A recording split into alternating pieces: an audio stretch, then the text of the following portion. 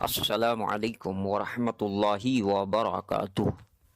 ماشاء اللہ، مفتی نعمان صاحب بنگلور والے شب گزاری میں بہت ہی اہم باتیں ارشاد فرمائی ہیں۔ آپ تمام حضرات پوری بات کو دھیان و توجہ کے ساتھ میں سنیں اور ان تمام باتوں پر عمل کرتے ہوئے نقل و حرکت کے ذریعے سے پوری امت تک پہنچائیں۔ دین کی محنت جب تک ہوتی رہے گی، دین کے سارے شعبے زندہ رہے گی، دعوت جب تک چلتی رہے گی، دین کے سارے شعبوں کو تقویت ملے گی،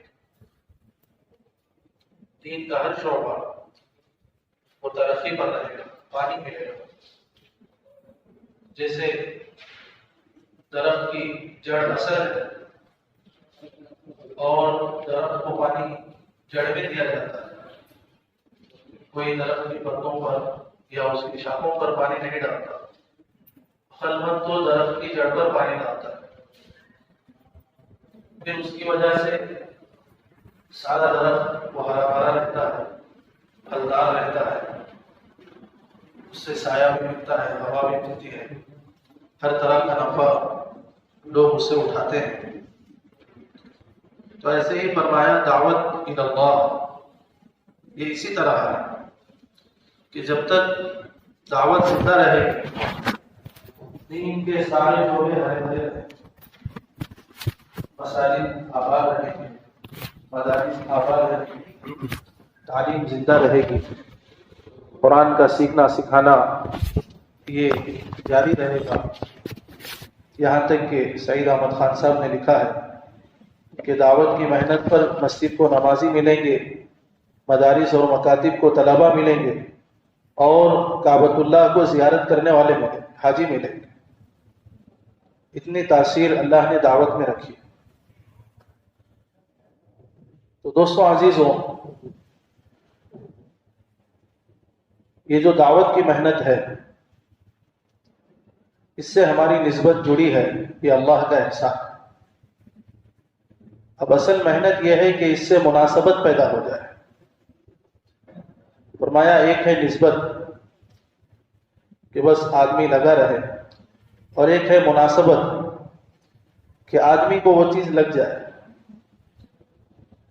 تو اس طرح ہمیں دعوت سے مناسبت پیدا کرنا ہے، ہر حال میں دعوت کو ترجیح دینا ہے، دعوت دینے کو اختیار کرنا ہے، تاکہ دین اپنی زندگیوں میں بھی باقی رہے اور دین امت میں زندہ رہے۔ حضرت مولانا یوسف صاحب رحمۃ اللہ علیہ کا ملفوظ مشہور ہے کہ اپنے دین پر جمے رہنے کے لیے، استقامت کے لیے اپنے دین کی دعوت ضروری ہے۔ جب تک ہم اپنے دین کی دعوت دیتے رہیں گے، تب تک دین پر چلنا، دین پر جمنا، دین پر استقامت، اعمال پر استقامت یہ باقی رہے گی۔ تو فرمایا جہاں ہماری دعوت چھوٹ جائے گی، وہاں ہمارا دین سے دور ہونا شروع ہو جائے۔ اسی لیے فرمایا کہ یا تو داعی بنیں گے یا مدعو بنیں گے، دعوت دیتے رہیں گے، داعی بنے رہیں گے، دعوت چھوڑ دیں گے تو پھر مدعو بن جائے، دوسرے ادیان کا شکار بن جائے، اور پھر دوسروں کی دیکھا دیکھی اعمال، یہ سب رواج، طور طریقے، یہ اس کے ہم شکار ہو جائیں۔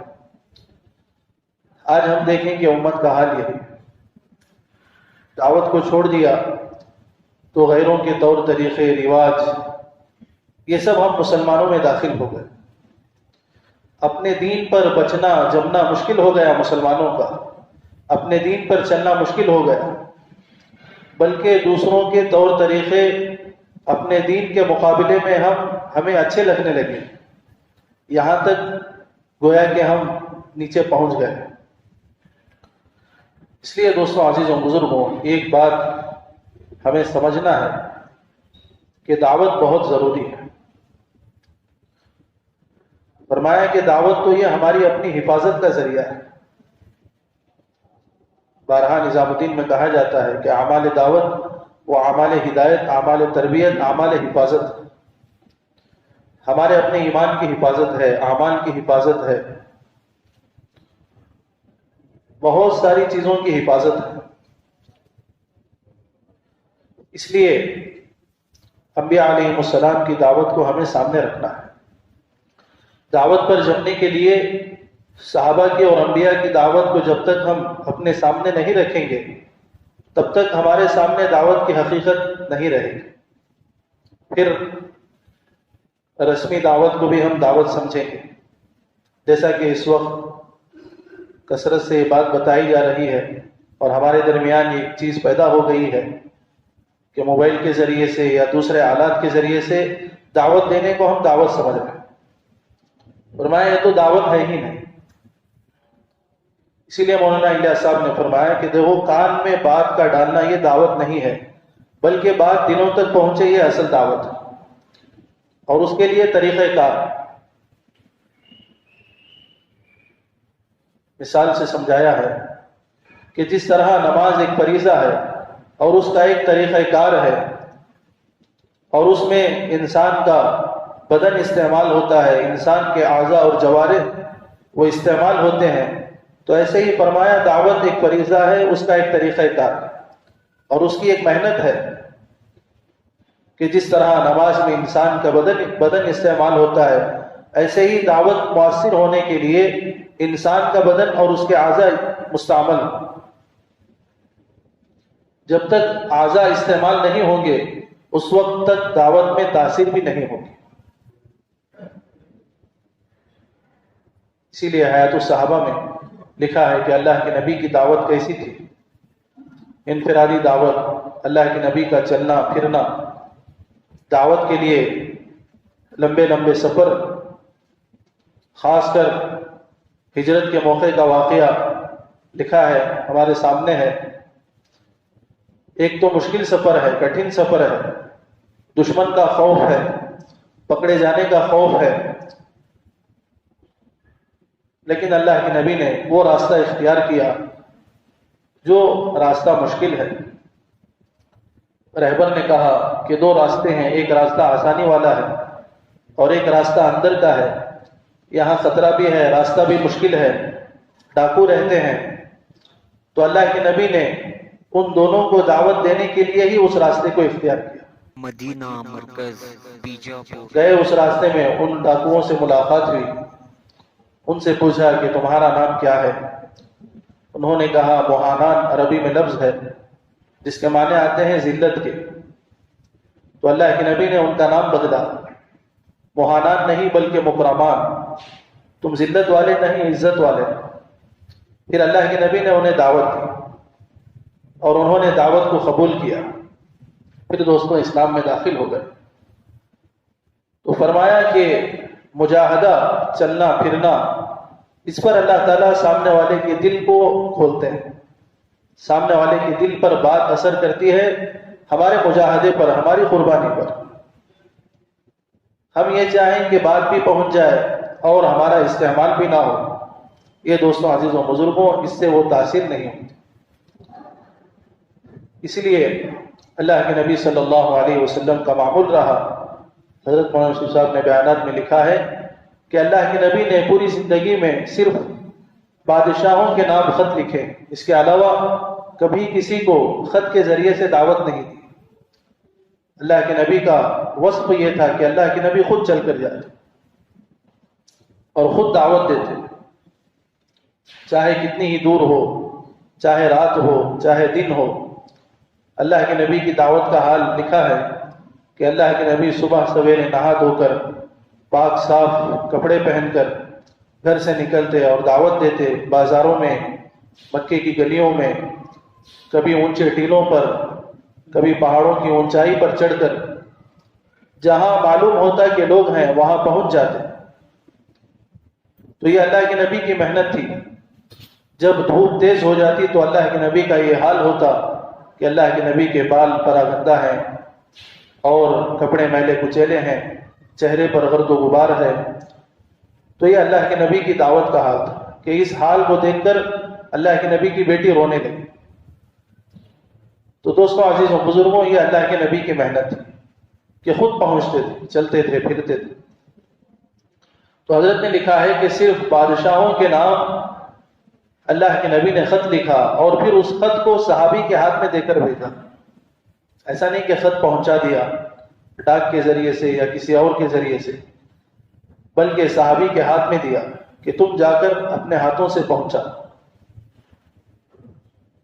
اس لیے دوستوں، عزیزوں، بزرگوں، جب تک دعوت میں صحیح طریقہ کار رہے گا وہ دعوت مؤثر رہے گی، اور جہاں رواجی طریقے داخل ہو جائیں گے پھر وہ تاثیر ختم ہو جائے گی. اس لیے اس محنت کو اصل طریقہ کار کے ساتھ کرنا بہت ضروری ہے، اور اصل طریقہ کار وہ صحابہ کی سیرت ہے، حضور صلی اللہ علیہ وسلم کی دعوت ہے.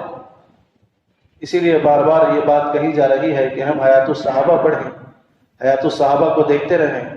مستقل پہلی جلد میں اللہ کے نبی صلی اللہ علیہ وسلم کی دعوت کا بیان کیا گیا ہے. کتنے واقعات اور صحابہ کی دعوت کا بیان مفصل طریقے پر حضرت نے جمع فرمایا. ایک ایک صحابی کی دعوت کو حضرت نے جمع فرمایا کہ ایک ایک صحابی کیسے دعوت دیا کرتے تھے، کیسے دعوت میں مشغول رہتے تھے. اللہ کے نبی دن بھر کیسے اپنے آپ کو دعوت میں مشغول رکھتے تھے. تو دوستو عزیزوں، حیات الصحابہ پڑھیں گے، صحابہ کی سیرت سامنے ہوگی تو دعوت کی حقیقت ہم پر کھلے گی، دعوت کی حقیقت ہمیں سمجھ میں آئے، اس ذمہ داری کا احساس ہمارے اندر پیدا ہوگا. اصل میں بات یہ ہے کہ ہم نے اس ذمہ داری کو ذمہ داری نہیں سمجھا. اللہ کے نبی صلی اللہ علیہ وسلم کی طرف سے بھی بڑی سخت تاکید ہے. امر بالمعروف اور نہی عن المنکر کے کرتے رہنے کی تاکید اللہ کے نبی صلی اللہ علیہ وسلم کی طرف سے. وزارت اعمال میں کتنی روایتیں حضرت نے جمع فرمائی ہیں کہ تم ضرور بھی ضرور امر بالمعروف اور نہی عن المنکر کرتے رہو، ورنہ ظالم بادشاہوں کو اللہ تعالیٰ مسلط کر دیں گے. پھر تمہارے برگزیدہ لوگ دعائیں مانگیں گے، وہ دعائیں قبول نہیں ہوں. اللہ کی نصرت کو تم پکارو گے، پھر اللہ کی مدد نہیں ہوگی. اس لیے دوستوں عزیزوں بزرگوں، اس فریضے کو سمجھنا کہ اللہ نے ہمیں اس امت میں پیدا ہی کیا اسی فریضے کے لیے. یہی ہمارا خاص وصف ہے، یہی ہماری خاص صفت ہے، امتیازی شان بلکہ بدلا ہے، ترائے امتیاز جس کو کہتے ہیں. کنتم خیر امۃ اخرجت للناس تأمرون بالمعروف وتنہون عن المنکر وتؤمنون باللہ، کہ اللہ نے خیر امت کہا ہے. تو حیات الصحابہ میں لکھا ہے، بارہا ہم نے سنا، حضرت عمر رضی اللہ عنہ فرماتے ہیں کہ خیر امت میں داخل ہونے کے لیے اس آیت میں جو شرط بیان کی گئی ہے اس کو پورا کرنا ضروری ہے، اور وہ شرط امر بالمعروف اور نہی عن المنکر ہے. حضرت کہنے لگے کہ آج ہمارا حال یہ ہے کہ ہم دعوت دیے بغیر خیر امت میں شامل ہونا چاہتے ہیں. دعوت دیے بغیر کوئی خیر امت میں داخل ہو ہی نہیں سکتا. خیر امت میں داخل ہونے کے لیے دعوت بہت ضروری ہے، امر بالمعروف اور نہی عن المنکر، یہ ذمہ داری کو پورا کرنا بہت ضروری ہے. جس طرح نماز ایک فریضہ ہے، زکوٰۃ ایک فریضہ ہے، ایسے ہی دعوت ایک فریضہ ہے. ایک مرتبہ اللہ کے نبی صلی اللہ علیہ وسلم کی مجلس میں ایک صحابی آئے اور انہوں نے اللہ کے نبی سے بیعت کی. تو اللہ کے نبی نے ان کا ہاتھ اپنے ہاتھ میں لے کر بیعت کی. بہت سارے احوال جو اسلام کے فرائض ہیں ان کو گنایا، اسی طرح زکوٰۃ کو بھی گنایا اور دین کی محنت کو بھی گنایا کہ تم مجھ پر بیعت کرو گے دین کی محنت پر بھی. تو انہوں نے جب منع کیا تو اللہ کے نبی نے بیعت سے اپنا ہاتھ کھینچ لیا. یعنی علماء نے فرمایا کہ جس طرح دوسرے فرائض کو اللہ کے نبی نے گنوایا ہے، ایسے ہی دین کی محنت کو بھی اللہ کے نبی نے وہاں گنوایا. اور جب انہوں نے انکار کیا تو اللہ کے نبی نے بھی بیعت سے انکار کر دیا. تو اس سے معلوم ہوتا ہے کہ جس طرح دوسرے فرائض ضروری ہیں ایسے ہی دین کی محنت بھی ضروری ہے. دین کی محنت یعنی دعوت اللہ، فریضہ دعوت اللہ. اسلام کے سہام میں سے اللہ نے اس کو شامل فرمایا. سورہ توبہ میں جو اسلام کے سہام بیان کیے گئے ہیں، التائبون العابدون السائحون الراکعون الساجدون الآمرون بالمعروف والناہون عن المنکر، فرمایا یہ اسلام کے سہام میں سے. یہ آیتوں میں جو اوصاف اللہ نے بیان فرمائے، التائبون العابدون توبہ کرنے والے، رجوع کرنے والے، انابت والے، عبادت والے، اور عبادت میں خاص اللہ نے رکوع اور سجدے کو بیان فرمایا کہ نماز کا خاص اہتمام کرنے والے، تو اس میں اللہ نے امر بالمعروف اور نہی عن المنکر کو بھی بیان فرمایا کہ امر بالمعروف کرنے والے، نہی عن المنکر کرنے والے، تو فرمایا یہ اسلام کے صحاب میں سے۔ تو دوستوں، عزیز و بزرگوں، یہ بنیادی فریضہ ہے، اس کو ہمیں فریضہ سمجھنا ہے۔ حضرت نے تو حضرت مولانا تقی عثمانی صاحب کا حوالہ دیتے ہوئے یہاں تک فرمایا کہ انفرادی دعوت تو فرض عین ہے۔ ابھی ہم اس مسئلے میں ہیں کہ دعوت فرض ہے یا نفل ہے یا سنت ہے، انفرادی دعوت تو فرض عین بنتا ہے۔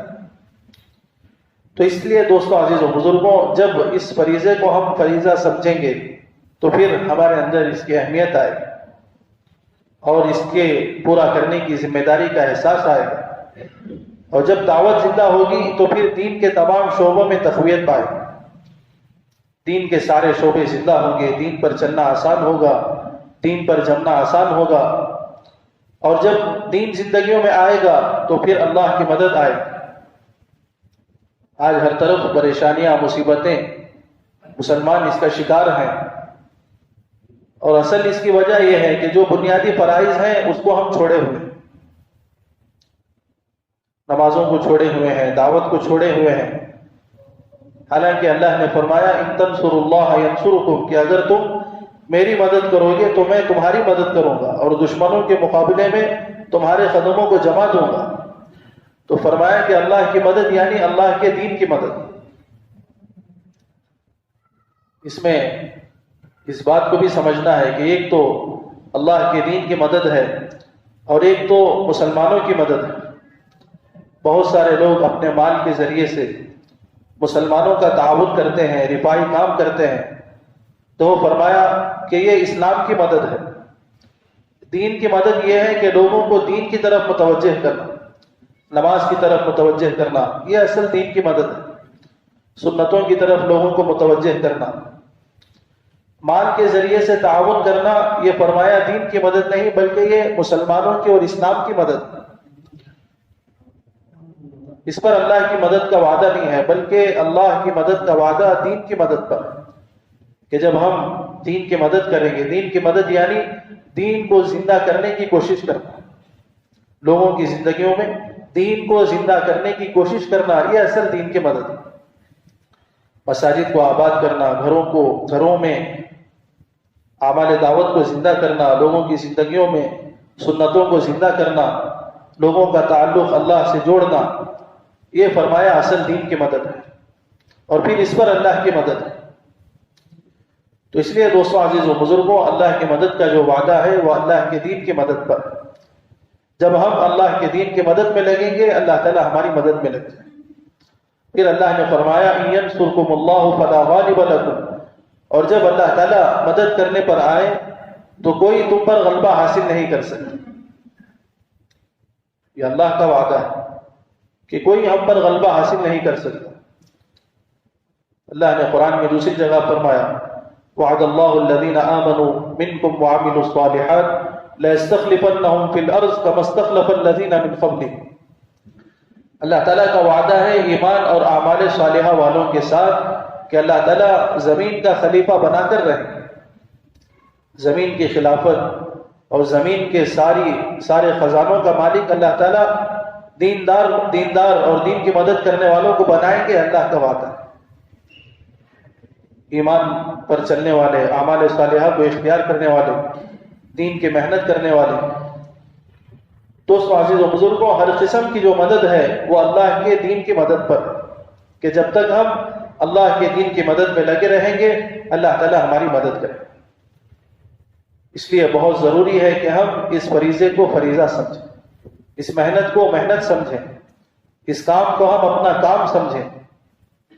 جیسے بہت سارے دنیاوی کام اس کو ہم ذمہ داری سے ادا کرتے ہیں، ذمہ داری سے پورا کرتے ہیں، اور اس کو ہم ذمہ داری سمجھتے ہیں کہ یہ ہمارا کام ہے، اس کے بغیر چارہ کار نہیں۔ ایسے ہی فرمایا کہ اعمال دعوت اور دین کی محنت یہ بھی ہماری ذمہ داری، یہ بھی ایک اہم کام ہے، بلکہ سب سے بڑا کام ہے۔ سارے کاموں پر اس کو ہمیں اہمیت دینا ہے، فوقیت دینا ہے۔ اپنے سارے تقاضوں پر دین کی محنت کے تقاضے کو فوقیت دینا ہے، یہ اصل بات ہے۔ تو جب تک یہ چیز پیدا نہیں ہوگی اس وقت تک دنیا میں دین زندہ نہیں ہوگا، بلکہ ہمارا اپنا دین پر باقی رہنا مشکل ہو جائے گا۔ اس لیے دوستوں، عزیزوں، بزرگوں، اس محنت کو ہمیں اصل محنت سمجھنا ہے، ہمارا کام سمجھنا ہے کہ یہ ہماری ذمہ داری ہے، یہ ہمارا فریضہ ہے۔ جب ہم اس محنت کو اپنی محنت سمجھ کر کریں گے تو پھر روزانہ وقت دینا آسان ہوگا، ہر تقاضے کو پورا کرنا آسان ہوگا۔ جب بھی اللہ کے دین کا تقاضا آئے آگے بڑھنا آسان ہوگا۔ جیسے صحابہ رضی اللہ عنہم اجمعین، ان کی زندگیاں، ان کی سیرت ہمارے سامنے ہے کہ جہاں کہیں اللہ کے نبی نے آواز لگائی، اور جب بھی آواز لگائی صحابہ نے ہر جگہ لبیک کہا۔ حضرت محمد یوسف صاحب نے بیانات میں لکھا ہے کہ اللہ کے نبی نے ایسا ماحول بنایا تھا مدینے میں کہ جہاں سے بھی آواز لگ جاتی، چاہے وہ آواز بازار میں لگے، مسجد میں لگے، گھر میں لگے، شادی کے موقع پر لگے یا جنازے کے موقع پر لگے، صحابہ نکل آتے تھے۔ یہ مزاج صحابہ کا بن گیا تھا۔ ایسی صحابہ نے محنت کی، ذمہ داری کو سمجھا تھا صحابہ نے۔ تو دوستو، عزیز و بزرگوں، صحابہ کا نکلنا آسان ہو گیا۔ تو ایسے ہی ہم اس کام کو اپنا کام سمجھیں گے، ذمہ داری کو ذمہ داری سمجھیں گے، تو پھر ہر حال میں کرنا آسان ہوگا۔ تھوڑے سے حالات آتے ہیں یا تھوڑی سی کمی آتی ہے تو پھر ہمارے قدم پیچھے ہٹنے لگتے ہیں، ہمتیں پست ہو جاتی ہیں۔ دوستو، عزیز و بزرگوں، جب اصل کام سمجھیں گے اور پھر اس کام پر اللہ کی جو غیبی مدد ہے وہ ہمارے سامنے ہوگی تو پھر ہمیشہ ہمت کے ساتھ آگے بڑھتے رہیں۔ اس لیے حیات الصحابہ میں لکھا ہے کہ جب صحابہ نے دعوت کو اپنا فریضہ اور اپنی ذمہ داری سمجھ لیا اور اپنی زندگی کا جز بنا لیا، گویا کہ زندگی کا ایک جز تھا، ایک حصہ تھا کہ اس حصے کے بغیر ان کی زندگی مشکل تھی۔ جیسے ہماری اپنی زندگی کی بہت ساری ضروریات ہوتی ہیں کہ ان ضروریات کے بغیر ہمارا جینا مرنا مشکل ہوتا ہے، تو ایسے ہی فرمایا صحابہ نے جب اس محنت کو اپنی زندگی کا جز بنایا اور اس محنت کو اپنی محنت بنائی، اس کام کو اپنا کام بنایا اور دنیا سے اپنی نظر کو ہٹا لیا، تو اللہ نے کیسی ان کی تائید کی، کیسی ان کی غیبی مدد کی۔ ہر چیز میں اللہ نے مدد کی، کبھی فرشتوں کے ذریعے سے، کبھی اگر مال میں کمی ہے تو اس میں برکت دے کر، صحت تندرستی میں اگر کمی ہے تو صحت تندرستی دے کر، اسباب میں کمی ہے تو پھر اللہ نے اسباب دے کر۔ کوئی بھی چیز ایسی نہیں ہے جہاں اللہ نے ان کی غیبی تائید نہ کی ہو، غیبی مدد نہ کی ہو، چاہے وہ اپنے گھر میں رہے ہوں، چاہے وہ میدان میں رہے ہوں، چاہے وہ بدر کا موقع ہو، چاہے وہ احد کا موقع ہو۔ دوستو، عزیز و بزرگوں، مستقل آیت الصحابہ میں لکھا ہے کہ کن کن چیزوں کے ذریعے سے اللہ نے صحابہ کی غیبی تائید کی جب صحابہ نے اس کام کو اپنا کام بنایا۔ اس محنت کو جب صحابہ نے اپنی محنت بنا لیا تو کیسی کیسی چیزوں سے اللہ نے ان کی تائید کی، کبھی مال میں برکت دے کر، کبھی چیزوں میں برکت دے کر، اور کبھی فرشتوں کو اتار کر، حتیٰ کہ جنات کے ذریعے سے اللہ نے ان کی غیبی تائید کی، جانوروں کے ذریعے سے اللہ نے ان کی غیبی تائید کی کہ جانوروں سے صحابہ بات کیا کرتے تھے۔ واقعہ مشہور ہے حضرت ابن عمر رضی اللہ عنہ کا کہ جانور راستہ روکا ہوا تھا تو یہ گئے اور اس کو راستے سے ہٹایا۔ دوستو، عزیز و بزرگوں، یہ ساری چیزیں ہمارے سامنے ہیں۔ اللہ کے دین کے راستے میں صحابہ نے جب سمندر کو دیکھا تو اللہ نے پانی کو ان کے حوالے کر دیا، فرمایا کہ زمین کی ہر چیز کو اللہ نے صحابہ کے لیے مسخر کر دیا۔ زمین کی ہر چیز کو، آسمانوں کو مسخر کیا، زمین کو مسخر کیا، ہواؤں کو مسخر کیا، پانی کو مسخر کیا، ہر چیز کو، زمین کے غلات کو، زمین میں جتنی چیزیں ہیں، پہاڑوں کو اللہ نے صحابہ کے لیے موقع موقع پر مسخر کر دیا۔ تو فرمایا یہ اللہ کی غیبی تائید تھی صحابہ کے ساتھ۔ یہ اس وقت تھی جب صحابہ نے اس محنت کو اپنی زندگی کا جز بنایا اور دنیاوی اسباب سے نظر ہٹائی۔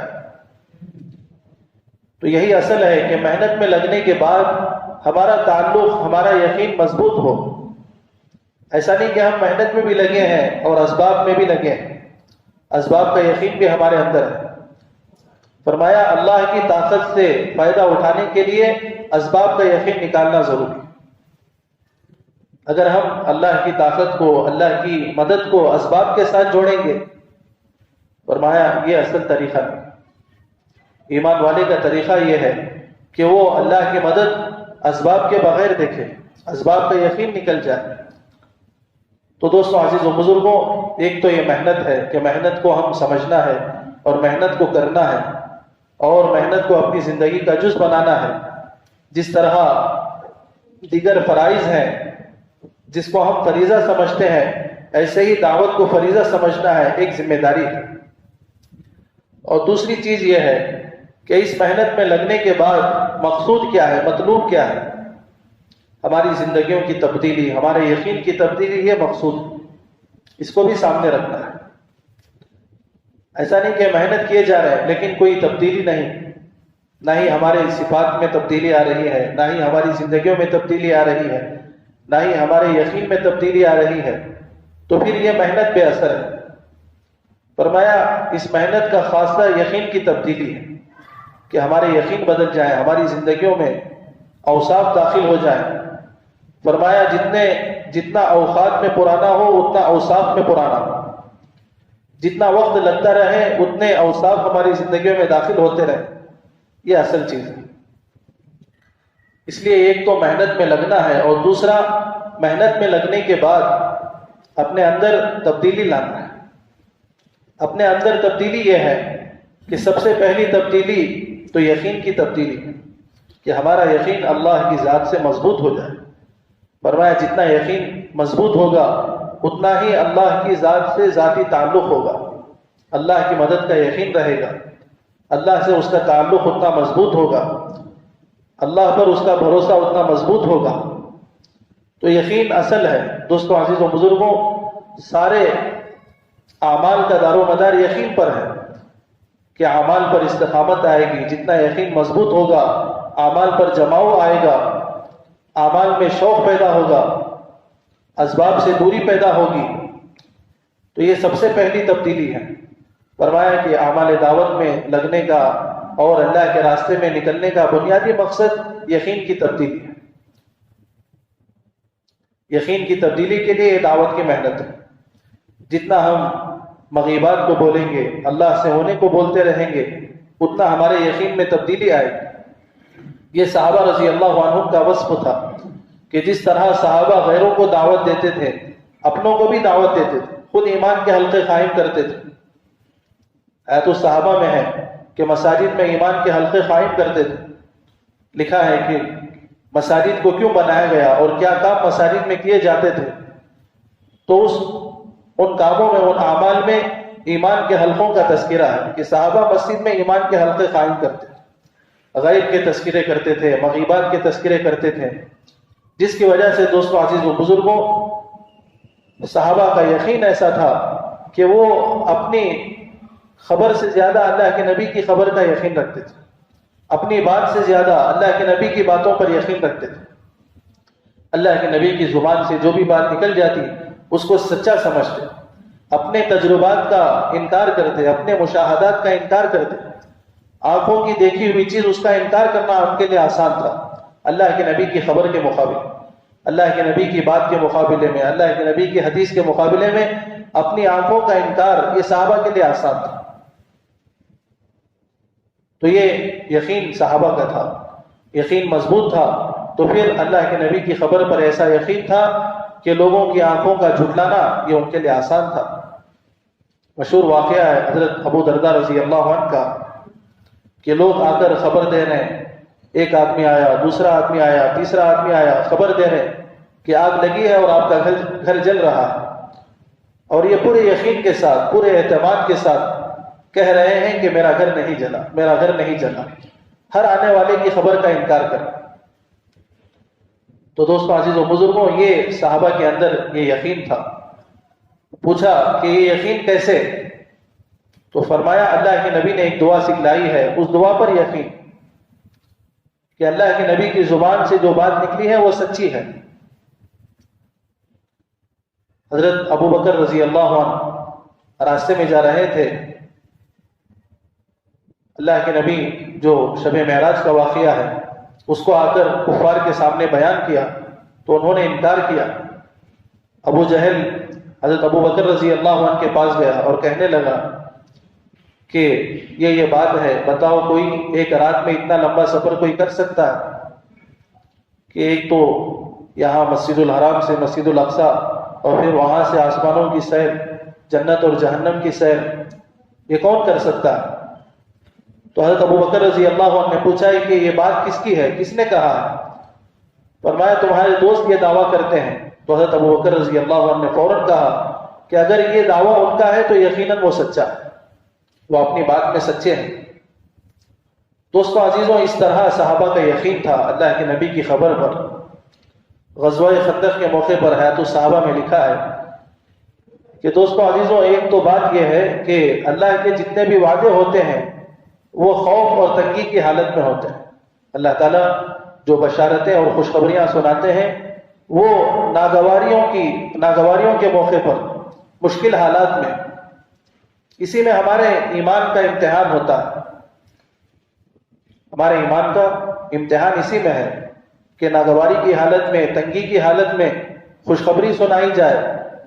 تو اب یہاں صحابہ کے ایمان میں اور منافقین کے ایمان میں یہی امتحان تھا کہ ان بشارتوں کو صحابہ سن کر یقین کرتے تھے تو ان کے ایمان میں اور اضافہ ہوتا تھا، اور منافقین اللہ کے نبی کے وعدوں کو سن کر شک کرتے تھے تو ان کے شک میں اضافہ ہوتا تھا۔ تو صحابہ کا یقین ایسا تھا اللہ کے نبی کی بات پر کہ اللہ کے نبی نے غزوہ خندق کے موقع پر بشارتیں سنائیں۔ سب خندق کھودنے میں لگے تھے، ایک بڑی چٹان حائل ہو گئی، سامنے آ گئی، جس سے صحابہ سے وہ پھوٹی نہیں جا رہی تھی۔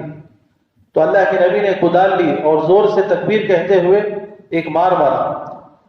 جب وہ چٹان پھٹی تو ایک روشنی سی ظاہر ہوئی۔ تو فرماتے ہیں اللہ کے نبی مجھے اس وقت روم کے سارے محلات اور ان کے خزانے دکھائے گئے کہ اللہ تعالیٰ ان کو فتح کرے۔ تو اللہ کے نبی نے وہ بشارت سنائی۔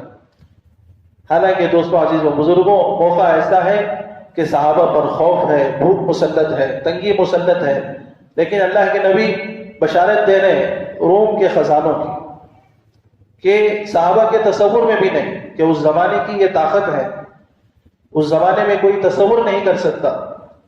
تو ایسے موقع پر اللہ کے نبی بشارت دے کہ خود صحابہ تنگی میں ہیں، بھوک میں ہیں، حالات میں ہیں، حالات کا شکار ہیں، لیکن صحابہ نے یقین کیا کیونکہ یہ وہ اللہ کے نبی کی بات تھی۔ اسی طرح پھر اللہ کے نبی نے دوسری تکبیر کہتے ہوئے دوسری مار ماری تو پھر کچھ روشن سی چیزیں اللہ کے نبی کو دکھائی گئیں۔ تو اللہ کے نبی نے فرمایا کہ فارس کے سارے محلات اور وہاں کے خزانے، وہاں کے غلام مجھے دکھلائے گئے کہ یہ سب فتح ہو کر تمہارے قدموں میں آ جائے۔ تو دوستو عزیز و بزرگوں، صحابہ نے اس پر یقین کیا، اور ادھر منافقین کہہ رہے تھے کہ حالت تو ان کی تنگی کی ہے، خوف کی ہے، اور باتیں کیا ہے، روم اور فارس کے کر رہے ہیں۔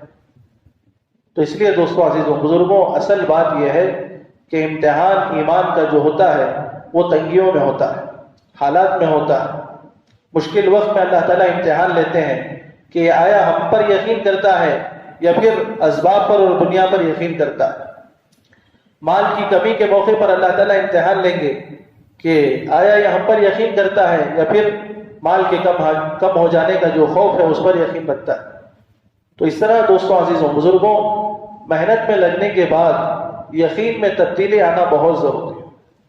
اس دعوت کے محنت کے ذریعے سے، دعوت کی محنت کے ذریعے سے یہی مقصود اور مطلوب ہے کہ ہمارے اندر کا جو فاسد یقین ہے وہ نکلے اور صحیح یقین داخل ہو جائے، اللہ سے ہونے کا یقین داخل ہو جائے، نبی کی خبروں پر سچا یقین آ جائے، جیسے صحابہ نے نبی کی خبروں پر سچا یقین کیا، اپنے تجربات کا، مشاہدات کا انکار کیا۔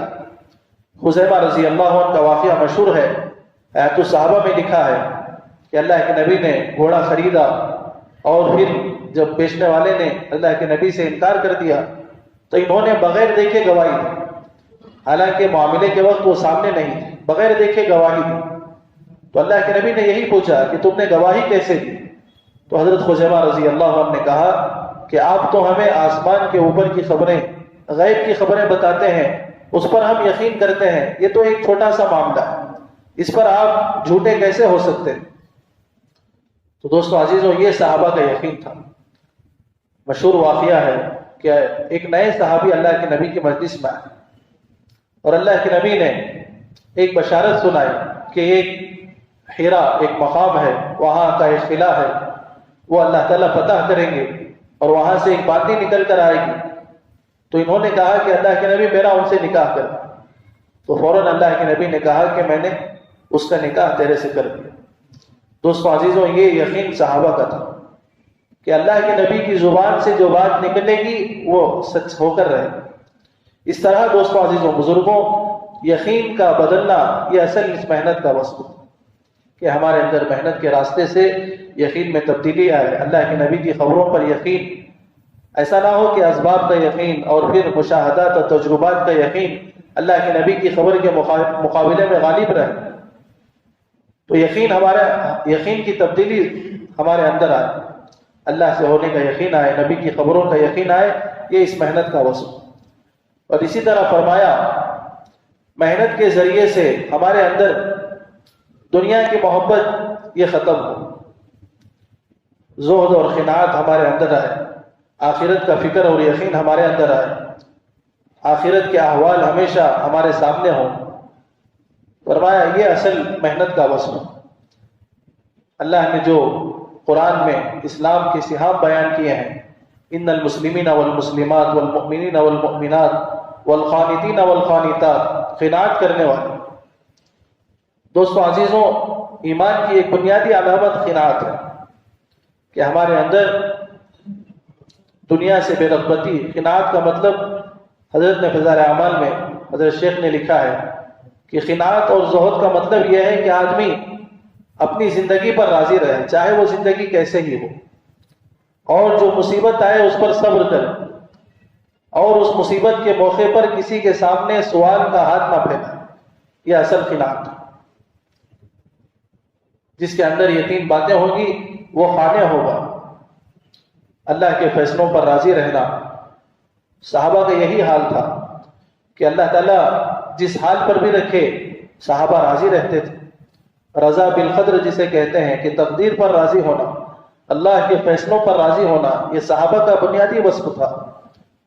ہر حال میں صحابہ اللہ کے فیصلوں پر راضی، چاہے نفع ملے، چاہے نقصان ملے، چاہے بیماری، چاہے صحت، چاہے مال میں کمی ہو جائے، کاروبار میں کمی ہو جائے، کاروبار میں نقصان ہو جائے، اللہ کی طرف سے ہے تو صحابہ راضی ہیں۔ تو دوستو عزیزوں بزرگوں، یہ چیز ہمارے اندر آئے، محنت کے ذریعے سے روزانہ دنیا میں دنیا کی بے ثباتی کا یقین آئے، آخرت کا یقین آئے، یہ ایمان کی علامت فرمائے۔ صحابہ رضی اللہ عنہم کا یہی حال تھا۔ کتنی مرتبہ ہم منتخب احادیث میں بھی وہ حدیث لکھی ہے، اللہ کے نبی نے حضرت حارثہ رضی اللہ عنہ کو مسجد میں سوئے ہوئے تھے، انہیں جگایا اور پوچھا کہ تمہارا کیا حال ہے؟ انہوں نے کہا اللہ کے نبی ایمان کی حالت میں ایمان کی حالت میں۔ فرمایا کیا علامت ہے، کیا دلیل ہے کہ تم ایمان کی علامت، کہ تم ایمان کی حالت میں ہو، اس بات کی دلیل کیا ہے؟ تو انہوں نے فرمایا اللہ کے نبی، دلیل یہ ہے کہ میں نے دنیا سے اپنا دل ہٹا دیا ہے۔ سب سے پہلی چیز فرمایا کہ دنیا سے اپنا دل ہٹا لیا ہے، دنیا کی کوئی رغبت نہیں، کوئی چاہت نہیں، دنیا کے ملنے کی کوئی خوشی نہیں، اور دنیا کے چھوٹنے پر کوئی غم نہیں، کوئی افسوس نہیں۔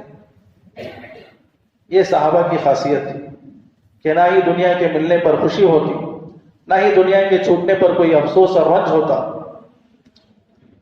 حیات الصحابہ میں لکھا ہے کہ ایک مرتبہ مدائن کا علاقہ فتح ہوا تو اس میں خزانے ملے بہت سارے۔ تو اس زمانے میں ایسا تھا کہ جو بھی خزانہ، کوئی علاقہ اگر فتح ہوتا، کوئی بھی خزانہ ملتا تو وہ سب لا کر جمع کر دیا جاتا، بیت المال جس کو کہتے ہیں، مال غنیمت جس کو کہتے ہیں۔ پھر جب سب جمع ہو جاتا تو اس وقت تقسیم ہوتا۔ جمع ہونے کے بعد تو مدائن کا علاقہ جب فتح ہوا تو لوگ جہاں جہاں خزانے مل رہے تھے وہ سب لا کر جمع کرنے لگے۔ تو ایک صحابی کا واقعہ ہے کہ جب رات گزر گئی، یعنی رات کا حصہ ہو گیا، اندھیرا سا ہو گیا، تو رات میں ایک صحابی ایک بڑا قیمتی خزانہ چہرے کو چھپاتے ہوئے لائے۔ روایت میں لکھا ہے کہ وہ چھوٹا سا خزانہ تھا، ایک چھوٹی سی چیز دکھنے میں نظر آ رہی تھی، لیکن وہ اتنی قیمتی تھی کہ جتنا مال جمع کیا گیا تھا ان سارے مال سے وہ چھوٹا سا خزانہ قیمتی تھی، یعنی اس میں ہیرے جواہرات تھے، بڑی قیمتی چیزیں تھیں۔ تو یہ رات کے اندھیرے میں لائے اور چہرے کو چھپاتے ہوئے لائے اور یوں ڈال کر چلے گئے۔ لوگوں نے دیکھا کہ کون ہے، معلوم کرو یہ کیا ہے، بڑا قیمتی خزانہ ہے۔ تو کسی نے پوچھ لیا کہ تم نے اس میں سے کچھ لیا تو نہیں؟ تو انہوں نے فوراً کہا کہ اگر اللہ کا میرے اندر ڈر نہ ہوتا اور آخرت کی فکر نہ ہوتی تو میں یہ خزانہ یہاں لاتا ہی نہیں، وہیں سے کہیں رکھ لیتا، وہیں سے میں چھپا لیتا۔ فرمایا اللہ کا ڈر اور آخرت کی فکر، یہ دو چیزیں اگر تھوڑی سی بھی اہمیت دنیا کی ہوتی تو وہ خزانہ رکھ لیتے، کسی کو بتاتے نہیں۔ تو انہوں نے کہا کہ اگر اللہ کا ڈر نہ ہوتا اور آخرت کی فکر نہ ہوتی تو میں یہ خزانہ یہاں لاتا ہی نہیں۔ تو پھر لوگوں نے کہا کہ اچھا آپ اپنا نام تو بتائیں، اس لیے کہ ایک تو اندھیرا تھا اور انہوں نے بھی اپنے آپ کو چھپائے رکھا تھا۔ تو انہوں نے فرمایا کہ میں اپنا نام ظاہر نہیں کروں۔ فرمایا اگر میں اپنا نام ظاہر کر دوں گا تو تم میری تعریف کرنے لگو کہ یہ کتنا ایماندار ہے، کتنا اچھا بندہ ہے۔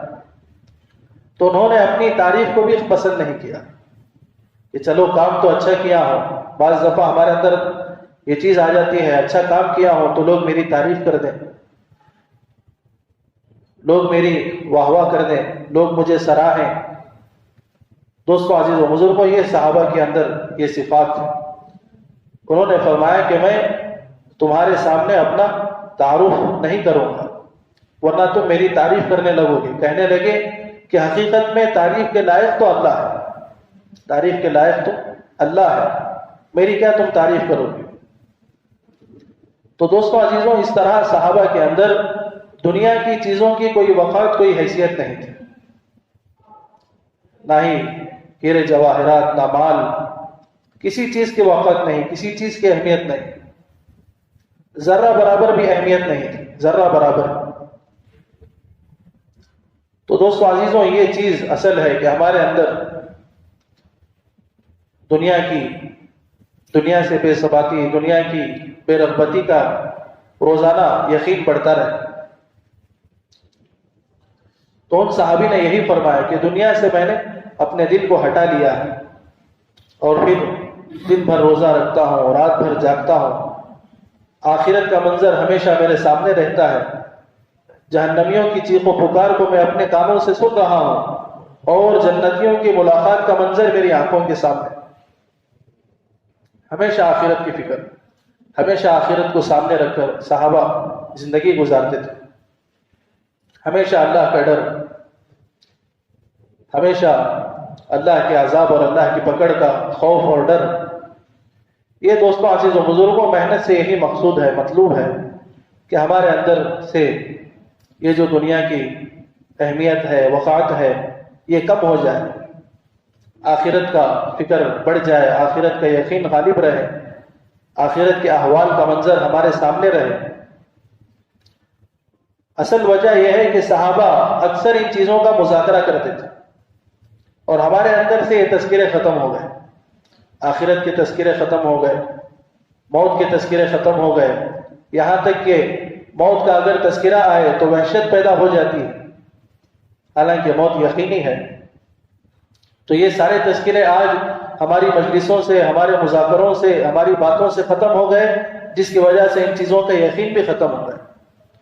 فرمایا جس چیز کا مذاکرہ ہوگا وہ چیز غالب رہے گی، اس چیز کی اہمیت آئے گی، وہ یقین رہے گا، اور جو بات مذاکرے سے ختم ہو جائے گی وہ فکروں سے، یقین سے، ذہن سے، ساری چیزوں سے ختم ہو جائے گی۔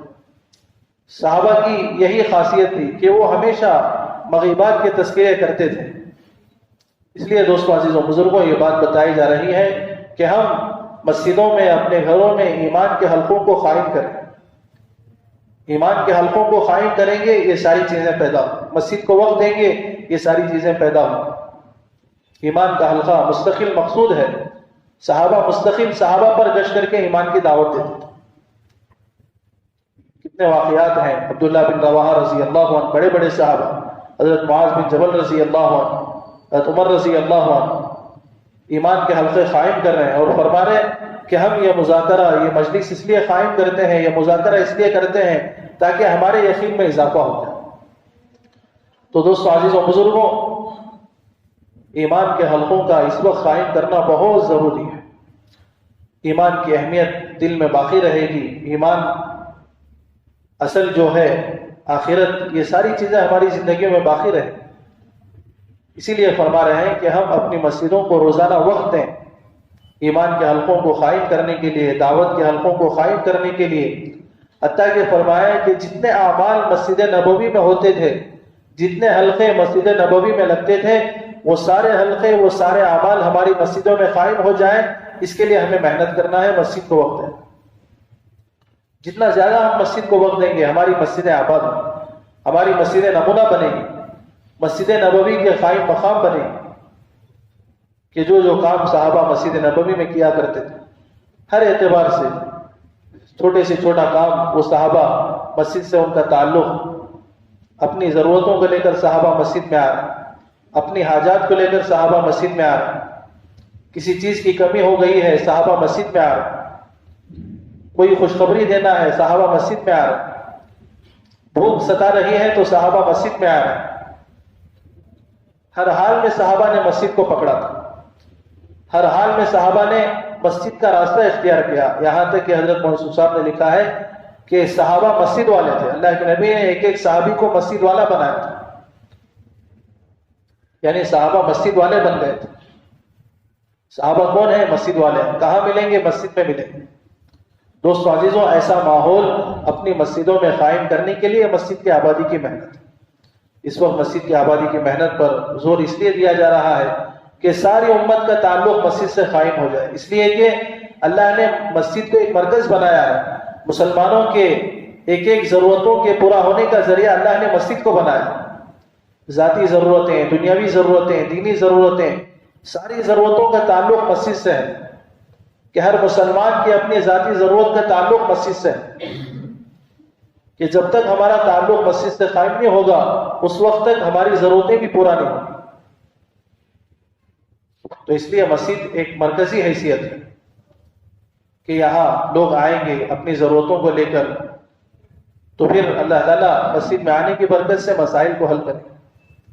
تو اس لیے دوستو عزیز و بزرگوں، ایک عمومی فضا بن جائے، مسجد کے آباد کرنے کی ایک عمومی فضا بن جائے کہ ہر مسلمان کا تعلق مسجد سے ہو جائے. یہاں تک حضرت نے فرمایا کہ ہر مسجد مدرسہ بن جائے اور ہر مسلمان طالب علم بن جائے اور ہر عالم معلم بن جائے. یہ مقصود ہے کہ مسجد کو ہم ایسے آباد رکھیں کہ ہر مسلمان کا تعلق مسجد سے ہو جائے، سیکھنے والا بن جائے، مسجد مدرسہ بن جائے. حضرت مولانا سید احمد خان صاحب نے لکھا ہے کہ اللہ کے نبی کے زمانے میں مدینے میں کوئی مستقل عمارت مسجد کے نام، مدرسے کے نام پر نہیں تھی. جیسے آج مستقل عمارتیں ہیں کہ یہ مدرسہ ہے، یہ فلاں مدرسہ ہے. اس زمانے میں کوئی عمارت مدرسے کے نام پر نہیں تھی، بلکہ مسجد ہی مدرسہ تھا اور صحابہ کا ہر گھر مدرسہ تھا. اللہ کے نبی آنے والوں کو اسلام میں نئے جو اسلام میں داخل ہوتے ان کے مردوں کو اللہ کے نبی مسجد میں ٹھہراتے، وہاں ان کو سکھاتے، اور مستورات کو اللہ کے نبی صحابہ کے گھروں میں ٹھہراتے، وہاں ان کو دین سکھلائے. یہ ترتیب تھی. تو دوستو عزیزوں، ایسا ایک فضا، ایسی ایک فضا بن جائے، ایسا ماحول بن جائے کہ ہر مسلمان وہ مسجد کو وقت دینے والا بن جائے. اس کے لیے فرمایا کہ سب سے پہلے ہمیں اپنا وقت طے کرنا پڑے کہ جس طرح ہمارا اپنا وقت کاروبار کے لیے ہے، گھر کے لیے ہے، ضرورتوں کے لیے ہے، شادی بیاہ کے لیے ہے، ہر چھوٹی سی چھوٹی ضرورت کے لیے ہم وقت کو فارغ کر رہے ہیں، اور مسجد کے لیے ہمارا وقت نہیں، ہمارے پاس وقت نہیں ہے کہ ہم مشغول ہیں. دوستو عزیزوں، وقت دینا پڑے گا، وقت کو فارغ کرنا پڑے گا. یہاں تک کہ ہمارا جو فرصت والا وقت ہے اسی کو ہم غنیمت سمجھ کر مسجد میں دے دیں گے تو بہت سارا خیر وجود میں آئے گا. ہماری حفاظت ہو جائے گی، لغویات سے بچ جائیں گے۔ کتنے نوجوان ہیں جو اپنے فرصت کے اوقات کو ضائع کر رہے ہیں، لغویات میں، موبائل میں، چائے کی ہوٹلوں میں، صرف ادھر ادھر کی باتوں میں وقت گزر رہا ہے، موبائل میں وقت گزر رہا ہے۔ ان کا یہ جو فرصت کا وقت ہے، یہ اگر مسجد کو مل جائے تو کتنا خیر وجود میں آئے، کتنا کچھ سیکھنے کو مل جائے گا۔ اس لیے دوستو عزیزوں، یہ محنت ہے۔ قرآن میں اللہ نے فرمایا انما یعمر مساجد اللہ من آمن باللہ والیوم الآخر، مسجدوں کو وہی لوگ آباد کرتے ہیں جو اللہ پر اور آخرت کے دن پر ایمان رکھتے ہیں، جو اللہ پر ایمان رکھتے ہیں، آخرت کا جن کے اندر یقین ہے اور جو اللہ ہی سے ڈرتے ہیں، یہی لوگ مسجدوں کو آباد کرتے ہیں۔ تو اس لیے دوستو ہم مسجد کو وقت دینا ضروری سمجھیں، جیسے ہم دیگر اپنی ضروریات کے لیے وقت کو فارغ کر رہے ہیں، وقت دے رہے ہیں، ایسے ہی مسجد کو وقت دینا یہ بھی ایک ہماری ضرورت بن جائے، ایک تقاضا ہے، ایک ضرورت ہے۔ روزانہ ہم اپنا وقت طے کریں اور اس میں مسجد کو آباد کرنے کی محنت فکر ہر ایک کو لایا جائے، ہر مصلی کو، ہر مسلمان کو لایا جائے، اور پھر وہ سارے حلقے قائم ہو جائیں جو اللہ کے نبی کی مسجد میں قائم تھے۔ حضرت ابو ہریرہ رضی اللہ عنہ بازار میں گئے اور اعلان کیا کہ اے بازار والوں، تمہیں کیا ہو گیا کہ وہاں مسجد میں اللہ کے نبی کی میراث تقسیم ہو رہی ہے اور تم یہاں، کس چیز نے تمہیں عاجز بنا دیا؟ تو لوگ دوڑ کر گئے اور ابو ہریرہ رضی اللہ عنہ وہیں کھڑے رہے۔ لوگ گئے اور واپس آ گئے۔ ابو ہریرہ رضی اللہ عنہ نے پوچھا کیا ہوا؟ فرمایا کہ وہاں تو کوئی چیز نہیں بٹ رہی ہے، تقسیم نہیں ہو رہی ہے۔ تو انہوں نے کہا کہ تم نے وہاں کیا دیکھا؟ فرمایا کسی کو ہم نے نماز پڑھتے ہوئے دیکھا، کسی کو ہم نے ذکر کرتے ہوئے دیکھا، حلال اور حرام کا مذاکرہ کرتے ہوئے دیکھا، قرآن سیکھ کے سکھاتے ہوئے دیکھا۔ فرمایا یہی تو اللہ کے نبی کی میراث۔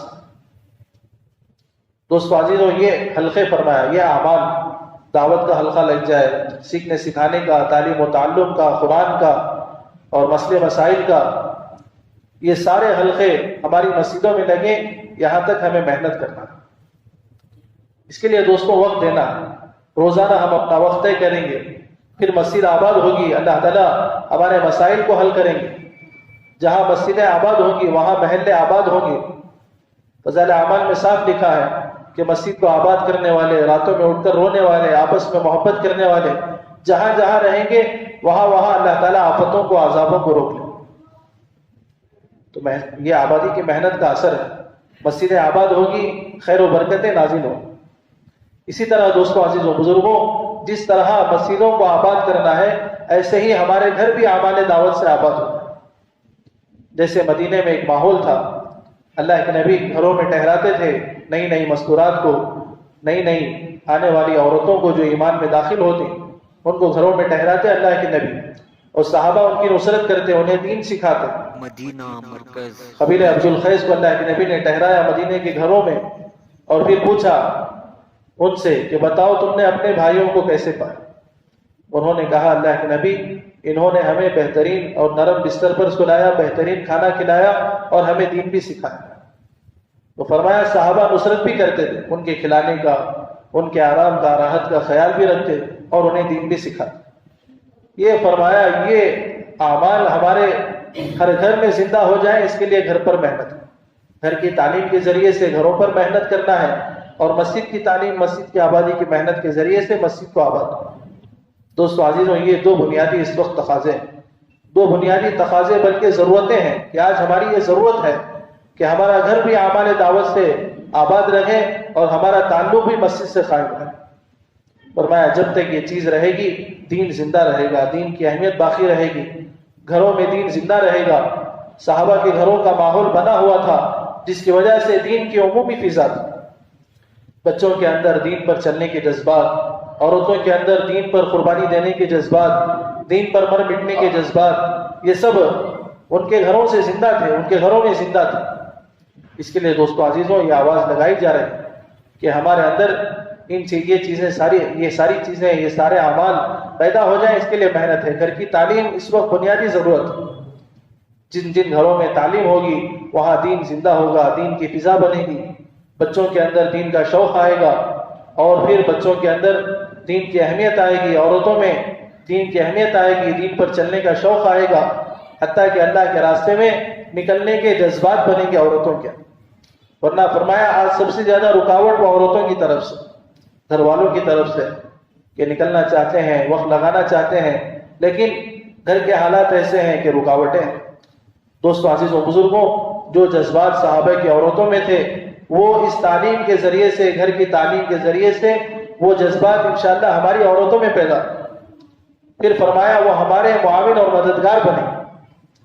اس کے لیے آج اس کے اہتمام کی ضرورت ہے۔ اکثر اس میں غفلت ہوتی ہے، کارگزاری میں ہمیں معلوم ہوتا ہے، مہارا جوڑوں میں جو کارگزاری آتی ہے، گھروں میں 5 اعمال کے ساتھ تعلیم بہت کم گھروں میں ہو رہی ہے۔ فرمایا کہ یہ تھوڑا سا دل پر لینے کی بات ہے۔ مولانا فاروق صاحب یہی کہہ رہے تھے کہ آج مسجد کی آبادی کی محنت میں بھی کمی ہے، گھروں میں 5 اعمال کے ساتھ یہ جو تعلیم، یہ جو بات کہی جا رہی ہے، اس میں کمی ہے۔ وجہ اس کی یہ ہے کہ ہم نے ابھی تک اس کو دل پر نہیں لیا کہ یہ اصل کام ہے۔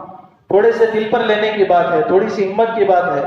دوستو عزیزوں، جب ترتیب بن جائے گی پھر کیا ہے، چل پڑے گی، گھروں میں اعمال ہوتے رہیں گے، پھر دھیرے دھیرے اس کے اثرات گھروں میں آئے، دھیرے دھیرے اثرات آئے۔ ایسا نہیں کہ فوراً بھی ہو جائے، بلکہ اثرات دھیرے دھیرے آتے ہیں، دھیرے دھیرے تبدیلی آئے گی، دھیرے دھیرے عورتوں کے اندر تبدیلی آتی رہے گی۔ پھر عورتیں اللہ کے راستے میں خود نکلنے کے لیے تیار ہو جائیں، ہمیں بھی بھیجنے کے لیے تیار ہو جائیں۔ اس کے لیے دوستو ہمیں عزائم کرنا ہے کہ یہ اعمال ہمارے گھروں میں زندہ ہوتا ہے۔ یہی اصل محنت ہے کہ صحابہ کی عورتیں معاون مددگار بنتی تھیں، حتیٰ کہ اللہ کے راستے میں نکلنے کا شوق اور جذبہ رکھتی تھی، خود تیار ہو کر آتی تھی۔ غزوہ خیبر کے موقع پر 100 عورتیں اللہ کے نبی کے پاس آئیں اور کہنے لگی کہ ہم بھی اللہ کے راستے میں نکلنا چاہتے ہیں۔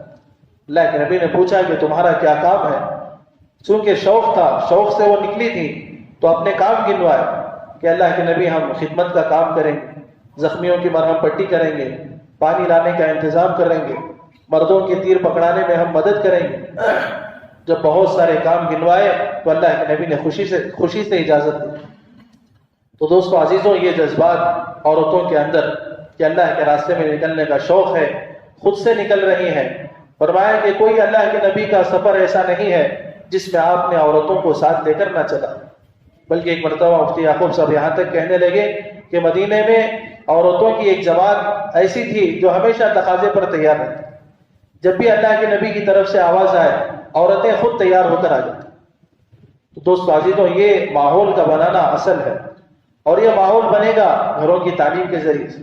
ہمارے عورتوں کے اندر یہ جذبات بنیں گے گھروں کی تعلیم کے ذریعے سے، کہ گھروں میں تعلیم ہوگی، ان کے سامنے بار بار عورتوں کے دین پر مر مٹنے کے جذبات، ان کے واقعات بار بار ان کے سامنے آتے رہیں گے۔ عورتوں کا یقین، عورتوں کا جو زہد و تقویٰ، یہ بار بار ان کے سامنے آئے گا، تو پھر ان کے اندر اس کی اہمیت وقت پیدا، پھر ان کے اندر ہمت آئے گی، عمل کا شوق آئے۔ اس لیے دوستو عزیزوں، یہ بات بڑی اہمیت کے ساتھ بتائی جا رہی ہے کہ ہم اپنے گھروں کو بھی اعمال سے زندہ رکھیں اور ہم اپنی مسجدوں کو بھی آباد رکھیں۔ مسجدیں آباد ہوگی، مسلمانوں کا تعلق مسجد سے ہوگا، پھر ان کے اندر کی جو خرابیاں ہیں وہ دور ہوں گی، ان کے اندر کا جو فساد ہے وہ دور ہوگا، نماز پڑھنے والے بنیں گے، قرآن کے سیکھنے سکھانے والے بنیں گے، پھر اللہ کے راستے میں نکلیں گے، زندگیوں میں تبدیلی آئے گی۔ عورتوں میں تعلیم ہوگی تو وہاں ان کے اندر صفات پیدا ہوں گی، ان کے اندر دین کی اہمیت آئے گی۔ اس لیے اس پر ہمیں اپنے آپ کو لانا ہے کہ روزانہ ایک تو اپنی ذات سے وقت کو طے کر کے مسجد کو وقت دینا، کہ ہمارے اندر اعمال مسجد کے ہم عادی بن جائیں۔ حضرت مصطفیٰ صاحب نے یہی لکھا ہے کہ اعمال مسجد کے عادی بن جاؤ۔ جس طرح ہم اپنی ضرورتوں کے عادی بن جاتے ہیں، عادتیں ہو جاتی ہیں کہ اس کے بغیر چارہ نہیں، چائے کی عادت ہے اس کے بغیر چارہ نہیں، ایسے ہی مسجد کی ہمیں عادت بن جائے کہ مسجد کے بغیر چین نہیں۔ اسی لیے اللہ کے نبی نے فرمایا کہ جس آدمی کو تم مسجد میں کثرت سے آتا اور جاتا ہوا دیکھو تو اس کے ایماندار ہونے کی گواہی۔ مسجد میں آئیں گے، حدیث میں لکھا ہے، منتخبہ حدیث میں، کہ جو آدمی مسجد کو کثرت سے آتا ہے وہ مسجد کا کھونٹا ہے۔ اگر وہ کسی ضرورت سے باہر چلا جائے تو فرشتے اس کو ڈھونڈتے پھرتے ہیں، اگر وہ بیمار ہو جائے تو فرشتے اس کی عیادت کرتے ہیں، اگر وہ کسی کام میں پھنس جائے تو فرشتے اس کی مدد کرتے ہیں۔ دوستو عزیزوں بزرگوں، یہ اللہ تعالیٰ یہ اہمیت فرشتوں کے اندر بھی ڈال کہ یہ مسجد والا ہے، پھر ہمارے کاموں میں فرشتوں کی مدد ہوگی، ہمارے کام آسان ہوں گے۔ تو اس لیے دوستوں عزیزوں بزرگوں مسجد کی اہمیت کو سامنے رکھ کر ہمیں وقت دینا ہے، مسجد کے عادی بننا ہے، مسجد کے اعمال کے عادی بننا ہے، پھر دھیرے دھیرے مسجد کو آباد کرنے میں ان سارے حلقوں کو قائم کرنا ہے جو حلقے جو اعمال مسجد نبوی میں تھے، اس لیے کہ اعمال کی اثر تاثیر ہے، اعمال کی تاثیر اصل ہے۔ مسجد نبوی میں جو اعمال تھے ان کی تاثیر ایسی تھی کہ اللہ کے نبی سخت سے سخت کافروں کو مسجد میں ٹھہراتے، سمامہ رضی اللہ عنہ جو ابھی اسلام میں داخل نہیں ہوئے تھے، اسلام لانے سے انکار کر رہے تھے، اللہ کے نبی نے مسجد میں ٹھہرا، ان کا دل بدل گیا، انکار کر رہے تھے، اللہ کے نبی اسلام پیش کر رہے تھے اور یہ انکار کر رہے تھے، لیکن مسجد کے اعمال میں لگے رہے، مسجد کے اعمال میں رہے تو ایسی تاثیر ان کے اندر آئی کہ خود آ کر اللہ کے نبی سے اقرار کر لیتے کہ اللہ کے نبی اب مجھے آپ کلمہ پڑھا۔ ایک قبیلے والوں کو اللہ کے نبی نے مسجد میں ٹھہرایا، اسلام کو پیش کیا، انہوں نے کہا کہ ہم اسلام کو قبول کریں گے لیکن اپنے بتوں کو نہیں توڑیں گے، زکوٰۃ نہیں دیں گے، اللہ کے راستے میں جہاد نہیں کریں گے۔ تو اللہ کے نبی نے فرمایا کہ ان کے لیے مسجد میں خیمہ لگا، مسجد میں ٹھہرایا گیا، تو فرمایا مسجد کے اعمال کی تاثیر سے ان کا دل بدلا، مسجد کے اعمال میں رہے تو پھر ایسی تاثیر ان کے اندر پیدا ہوئی کہ خود آ کر اقرار کرنے لگے کہ اللہ کے نبی ہم ایمان لائے ہیں تو اب زکوٰۃ بھی دیں گے، اپنے بتوں کو توڑ دیں گے، اللہ کے راستے میں جہاد بھی کریں گے۔ تو فرمایا یہ اعمال کی تاثیر کہ اگر ہماری مسجدیں اعمال سے آباد ہوں گی تو اس کا اثر آنے والوں پر پڑے گا، آنے والوں کے دل نرم ہوں گے، آنے والوں کے دل نرم ہوں گے، پھر وہ حق بات کو قبول کرنے والے ہوں۔ اس طرح دوستوں عزیزوں بزرگوں اصل کام یہ ہے کہ ہم اپنی مسجدوں کو روزانہ وقت دے کر مسجدوں کو ہم آباد کریں، اعمال کے اعتبار سے آباد کریں، اس میں وہ سارے اعمال قائم ہو جائیں جو اعمال مسجد نبوی میں ہوتے، اور پھر اللہ کے راستے میں نکلنے کی ایک عمومی فضا بنے، لوگ کثرت سے مسجد میں آئیں گے، پھر ان کی تشکیل ہوگی، اللہ کے راستے میں نکلنے کا ایک مزاج ان کے اندر آئے گا، اللہ کے راستے میں نکلنے کی اہمیت ہم ان کو بتائیں، اللہ کے راستے میں نکلنے کا جو فائدہ ہے ان کو ہم بتائیں گے تو پھر اللہ کے راستے میں لوگ نکلنے والے ہیں۔ یہ دو محنتیں ہیں اصل، ایک تو اپنے مقام میں رہ کر مسجد کو وقت دینا ہے اور پھر ایک اللہ کے راستے کا خروج۔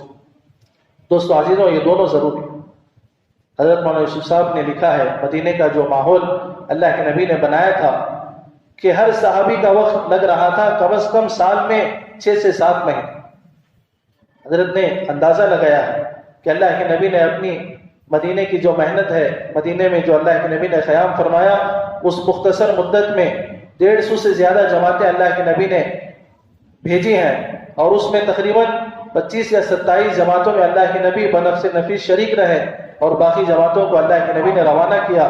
تو اس کا اندازہ لگایا حضرت نے کہ ہر صحابی کے حصے میں تقریباً سال میں 6 سے 7 مہینے کا خروج ملتا ہے، کہ ہر صحابی کا وقت لگ رہا ہے، 6 مہینے باہر ہیں، 7 مہینے باہر ہیں، اور جماعتوں کی جو مدت ہوتی تھی، وقت کا جو حساب تھا وہ کوئی ایسا نہیں تھا کہ یہ صرف چلے کی یا 3 دن کی جماعتیں ہیں، کم و بیش اوقات کبھی کسی جماعت کے 6-7 مہینے، 40 دن، اور پھر کم و بیش اوقات 1 مہینہ، مدتیں کم و بیش ہوتی رہی ہیں، لیکن ہر صحابی خروج میں۔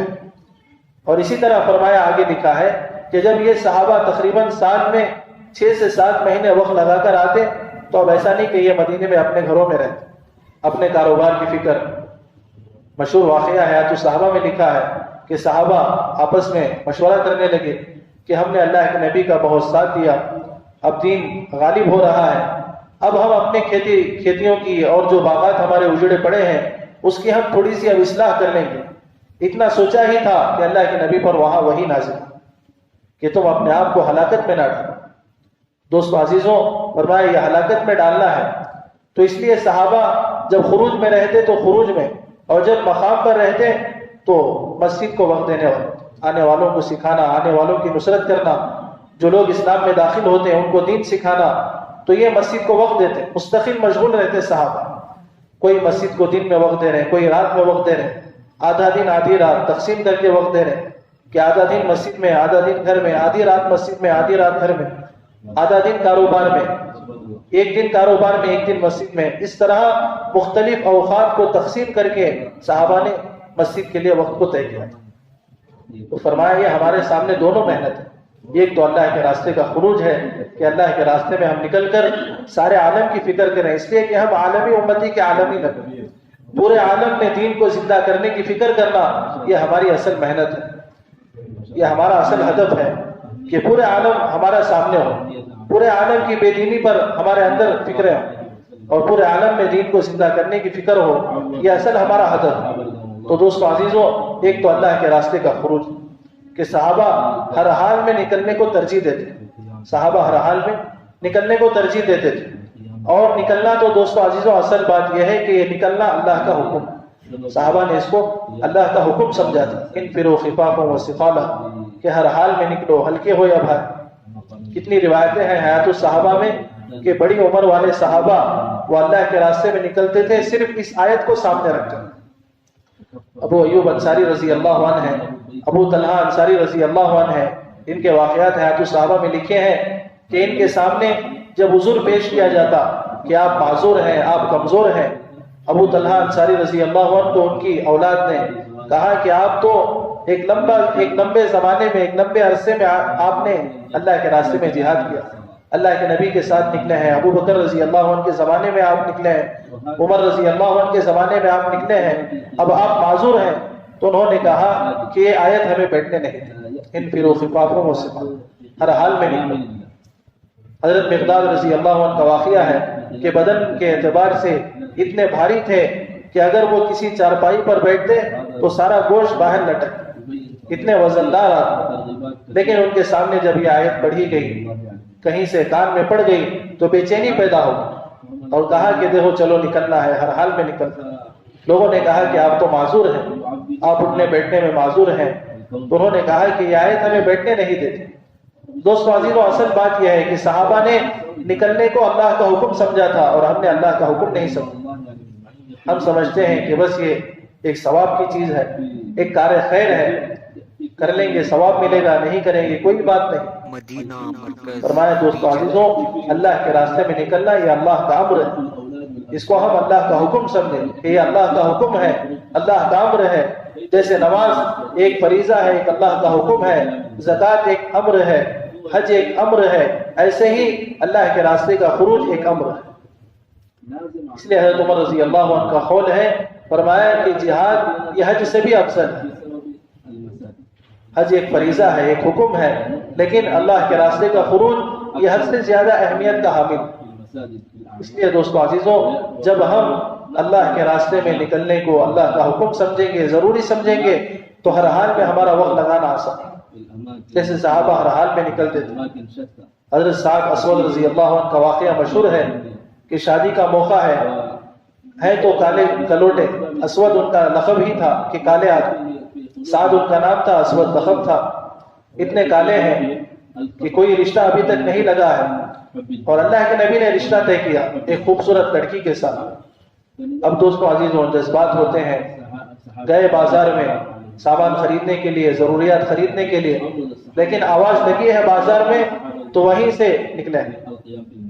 یہ صحابہ کا مزاج تھا کہ جہاں بھی آواز لگ جاتی وہیں سے نکل جاتی۔ حضرت حنظلہ رضی اللہ عنہ غسل کرنے کے لیے بیٹھے ہیں، حمام میں آواز لگی ہے تو وہاں بے چینی پیدا، ابھی غسل کو پورا نہیں کیا، نکل گئے۔ تو ان کے اندر یہ اہمیت تھی، اللہ کے راستے میں نکلنے کی اہمیت، خروج کی اہمیت، کہ جہاں کہیں آواز لگ جاتی وہاں سے لبیک کہہ کر آتا۔ اس لیے دوستو عزیزوں، اس اہمیت کو ہمارے اندر پیدا کرنا، اللہ کے راستے کا خروج۔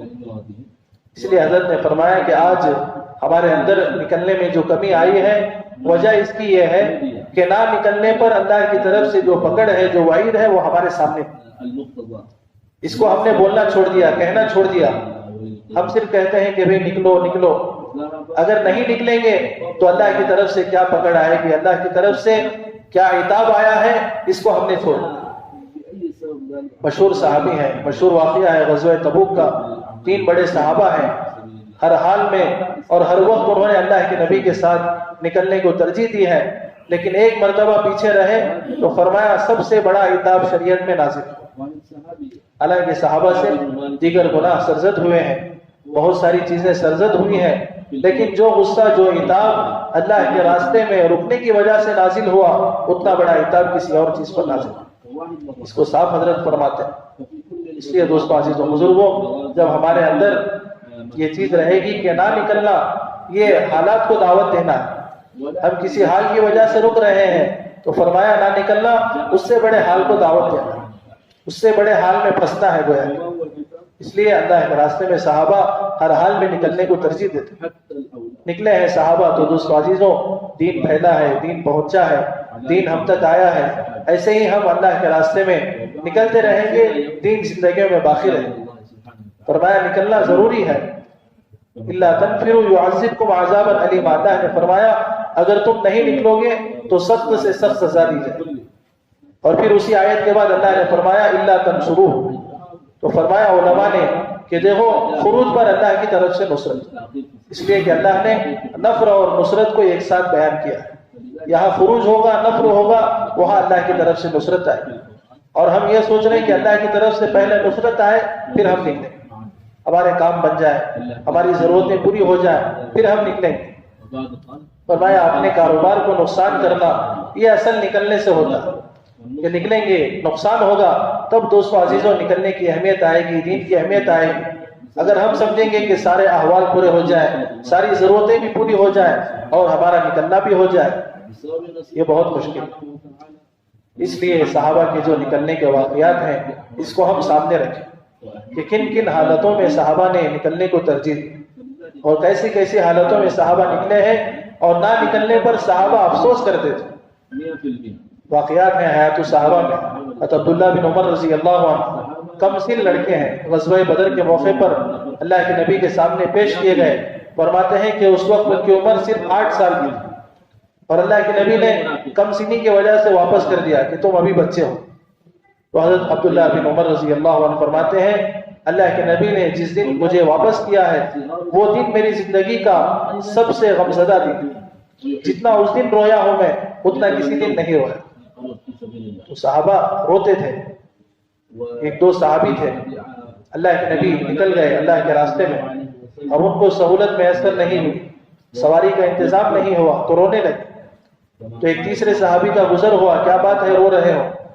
فرمایا اللہ کے نبی نکل گئے ہیں اور ہمارے پاس کوئی سہولت نہیں ہے اس لیے ہم رو رہے ہیں۔ تو فرمایا انہوں نے ان کے لیے سواری کا انتظام کیا۔ امیر المؤمنین عمر رضی اللہ عنہ کے زمانے میں ایک صحابی آئے اور اللہ کے راستے میں نکلنے کی خواہش ظاہر کی اور کہا امیر المؤمنین میرے پاس سہولت نہیں ہے۔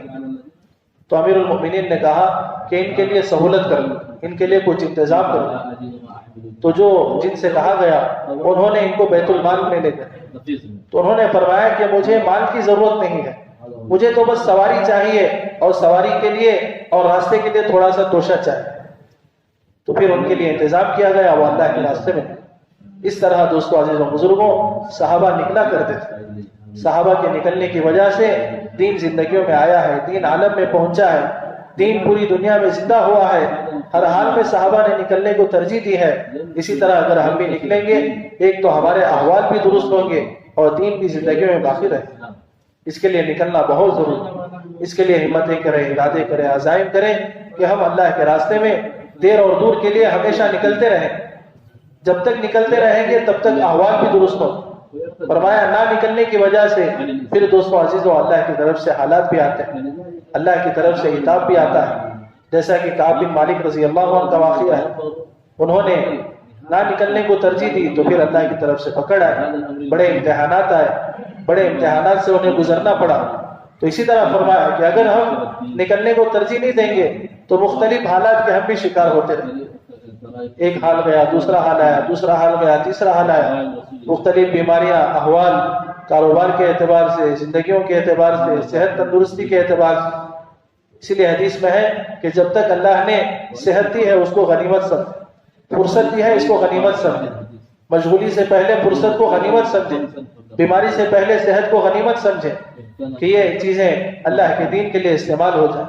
ہماری جان، ہمارا مال، یہ دوستو عزیزوں اللہ کی طرف سے امانت ہے، اللہ نے دیا ہے تاکہ ہم اس امانت داری کا حق ادا کریں اور اس کو اللہ کے راستے میں صحیح طریقے سے قربان کریں، جان کو قربان کریں، مال کو قربان کریں۔ صحابہ نے مال کا موقع آیا وہاں مال لگایا، قدم پیچھے نہیں ہٹایا، جان دینے کا موقع آیا جان کو بھی جھونک دیا۔ حتیٰ کہ فرمایا کہ صحابہ نے دین پر مال لگایا نہیں بلکہ مال جھونکا.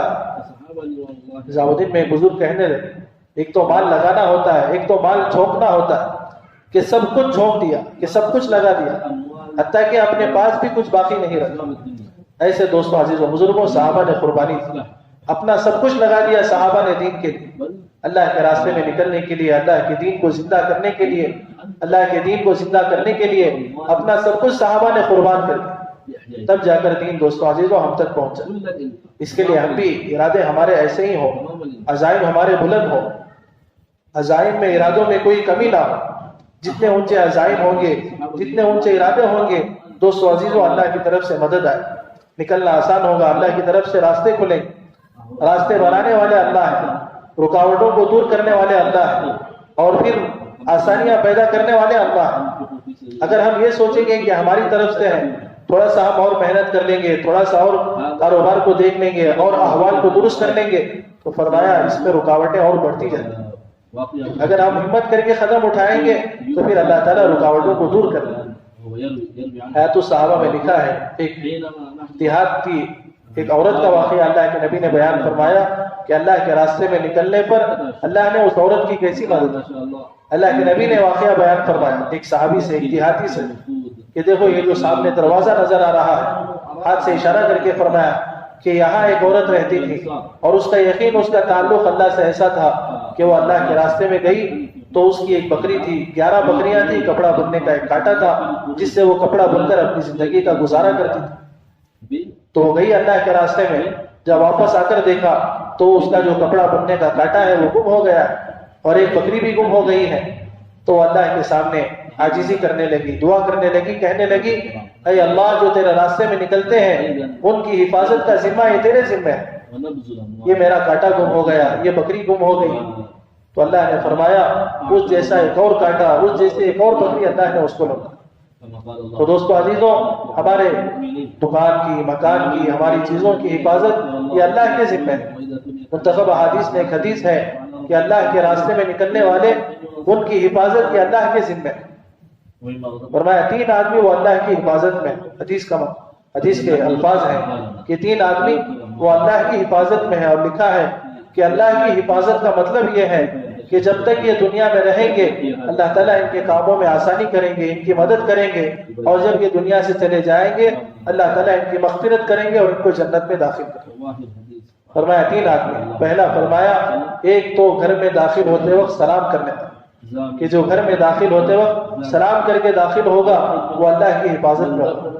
اور دوسرا فرمایا جو مسجد کے لیے نماز کو چل کر آئے گا وہ اللہ کی حفاظت میں ہوگا. اور تیسرا اللہ کے نبی نے فرمایا جو اللہ کے راستے میں نکلے گا وہ اللہ کی حفاظت میں. دوستو عزیزو اگر ہم اللہ کے راستے میں نکلیں گے ہم اللہ کی حفاظت میں رہیں گے, ہمارا جان اللہ کی حفاظت میں رہے گا, ہمارا مال اللہ کی حفاظت میں رہے گا. ورنہ دوستو عزیزو حدیث میں لکھا ہے کہ اگر ہم اللہ کے دین کی محنت کو چھوڑ دیں گے, حدیث کے الفاظ ہیں کہ اگر تم اللہ کے دین کی محنت کو چھوڑ کر اپنے گائے بیلوں کی دموں کو پکڑ کر دنیا میں مشغول ہو جاؤ گے اللہ تعالیٰ تم پر ذلت مسلط ہے. اور وہ ذلت اس وقت تک ختم نہیں ہوگی جب تک کہ تم اپنے دین کی طرف لوٹ کرنا, جس میں دین کی محنت بھی داخل ہے. کہ جب تک اللہ کے راستے میں نکلیں گے, دین کی محنت کرتے رہیں گے, اللہ تعالیٰ ہمیں عزت دیں گے. اگر دین کی محنت چھوڑ دیں گے, اپنے اپنے کاروبار میں اپنی اپنی مشغولی میں مشغول ہو جائیں گے, فرمایا اللہ تعالیٰ ذلت مسلط ہے. اور یہ ذلت اس وقت تک نہیں ختم ہوگی جب تک کہ ہم اپنے دین کی طرف واپس لوٹ کرنا. اس لیے دوستوں یہ ساری چیزیں اگر ہمارے سامنے بار بار آتی رہیں گی تو پھر اللہ کے راستے میں نکلنے کی اہمیت پیدا ہوگی. اللہ کے راستے میں نکلنا یہ اصل مقصود ہے, اللہ کا امر ہے, بہت ضروری ہے. اپنی بے دینی, اپنے اندر کی بے دینی کو ختم کرنے کے لیے, دنیا میں جو بے دینی ہے, علاقوں میں جو بے دینی ہے, اس کو ختم کرنے کے لیے اللہ کے راستے میں چلنا پھرنا بہت ضروری ہے. چلنا پھرنا بہت ضروری ہے. چلنے پھرنے سے اللہ تعالیٰ احوال کو درست کرتے ہیں. آج ہم دیکھیں کارگزاریاں ہمارے سامنے ہیں, مختلف علاقوں کی کارگزاریاں ہم سن رہے ہیں, بار بار سن رہے ہیں. ارتداد کا ماحول ہے, بے دینی کا ماحول ہے, بے پردگی کا ماحول ہے. یہ کیسے دور ہوگی؟ یہ صرف سننے سنانے سے دور نہیں ہوگی کہ ہم یہاں کارگزاری سنیں اور پھر خاموش بیٹھیں. مختلف علاقوں سے کارگزاریاں آ رہی ہیں, ارتداد کی فضائیں عام ہیں, دوستو عزیزوں، نکلنے سے ارتداد ختم ہوگا، صرف سننے سنانے سے ختم نہیں ہوگا. جیسے حضرت ابو بکر رضی اللہ عنہ حضور صلی اللہ علیہ وسلم کے وصال کے بعد اسی طرح کی ارتداد کی خبریں آ رہی کہ فلاں علاقہ وہ مرتد ہو گیا، اپنے دین سے پھر گیا، کوئی قبیلے والے پھر گئے، کہنے لگے اللہ کے نبی ختم ہو گئے تو اب دین بھی ختم ہو گیا، کوئی زکوٰۃ کا انکار کرنے والے بن گئے. اور یہاں صحابہ حضرت ابو بکر رضی اللہ عنہ کو رائے دے رہے ہیں کہ اس وقت مدینے میں رہنا ضروری ہے، مدینے میں ٹہرنا ضروری ہے، یہاں کے احوال درست نہیں ہے. لیکن دوستو عزیزوں، ابو بکر رضی اللہ عنہ نے جماعت کو روانہ کیا. تو پھر یہ جماعت جیسے جیسے نکل لی، جہاں جہاں سفر کرتی گئی، پھر احوال درست ہوتے گئے، ارتداد ختم ہوتا گیا. دوستو عزیزوں، ارتداد جو مٹتا ہے وہ چلنے پھرنے سے مٹتا ہے، نکلنے سے مٹتا ہے، نکلنے سے ختم ہوتا ہے. تو اس لیے اگر ہم بھی نکلنے کو ترجیح دیں گے، نکلیں گے، اللہ تعالیٰ ارتداد کو ختم فرمائیں گے، پوری دنیا میں دین کو زندہ کریں گے. اس کے لیے دوستوں اب ہمتیں کریں، ارادے کریں، عزائم کریں کہ جن کے قوائف پورے ہیں، بیرون کے قوائف 3 مرتبہ 4 مہینے لگے ہیں، وہ ہمت کر کے بتائیں کہ اللہ کے راستے میں 5 مہینے چلنا ہے. اللہ رب العزت ہم سب کو ان تمام باتوں پر عمل کرنے کی توفیق عطا فرمائے.